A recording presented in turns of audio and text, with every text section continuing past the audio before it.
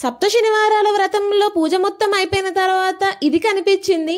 నేనైతే ఇలా ఎప్పుడు చూడలేదు. మీకెప్పుడైనా ఇలా కనిపించిందా? Commented below. శనివారం నాడు సాయంత్రం పూజ మొత్తం అయిపోయింది. దీపాలు కూడా కొండెక్కిపోయిన తర్వాత ప్రసాదం చేద్దామని ప్రసాదం కూడా చేసేసాము. దాని తర్వాత సడన్ గా చూస్తే మళ్ళీ దీపం ఇలా వెలుగుతుంది. అదేంటి అని దాన్ని అలా చూస్తూ ఉంటే అప్పుడే దీపం అలా కొండెక్కిపోతుంది, మళ్ళీ వెంటనే వెలుగుతుంది. చూడండి మీరే. అలానే ఒక హాఫ్ అన్ అవర్ ఆ దీపాన్ని చూస్తూనే దీపం కొండెక్కిపోతుంది అన్నప్పుడే ఎంత దివ్యంగా వెలుగుతుందో చూడండి. మేము చాలా సార్లు ఇలానే అవుతుందేమో నాకు తెలియదు గానీ నేనైతే ఫస్ట్ టైం చూసాను దీన్ని ఇలా. సెకండ్ వీక్ వ్రతం కూడా చాలా బాగా జరిగింది.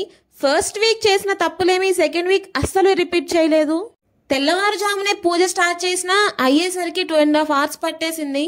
అఖండ దీపంతో పాటు ఇలా దీపాలు కూడా వెలిగించేసి కలశారాధన పూజ మొత్తం కంప్లీట్ అయిన తర్వాత స్వామివారికి ప్రసాదం నివేదన చేసి మంగళహారతి ఇచ్చుకుని పూజ కంప్లీట్ చేసేసాను. రోజంతా ఉపవాసం ఉండి తిరిగి సాయంత్రం తలస్నానం ప్రసాదాలు ప్రిపేర్ చేసి సాయంత్రం 6 లోపు పూజ స్టార్ట్ చేసేసుకున్నాను. ఫస్ట్ వీక్ చేసినప్పుడు లడ్డూలు బాగా రాలేదు గానీ ఈసారి బాగా వచ్చాయి కదా. సాయంత్రం పూజ స్టార్ట్ చేసే ముందు నల్ల ఒత్తులతో దీపారాధన చేసుకుని మళ్ళీ కలశారాధన, షోడోపచార పూజలు, వెంకటేశ్వర స్వామి అష్టోత్తరాలు, లక్ష్మీ అష్టోత్తరాలు చదువు నైవేద్యం సమర్పించి మంగళహారతి ఇచ్చిన తర్వాత వ్రతకల్పం చదువుకుని ఈ వ్రతాన్ని అయితే కంప్లీట్ చేశాను. వ్రతం మొత్తం కంప్లీట్ అయిన తర్వాత దగ్గరలో ఉన్న వెంకటేశ్వర స్వామిని దర్శించుకుని స్వామివారికి సమర్పించిన ప్రసాదం కూడా స్వీకరించేశాము.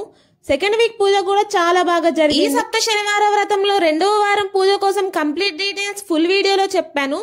ఈ షార్ట్ వీడియో కింద ఫుల్ వీడియో లింక్ ఇచ్చాను. Go and check it out and follow for more.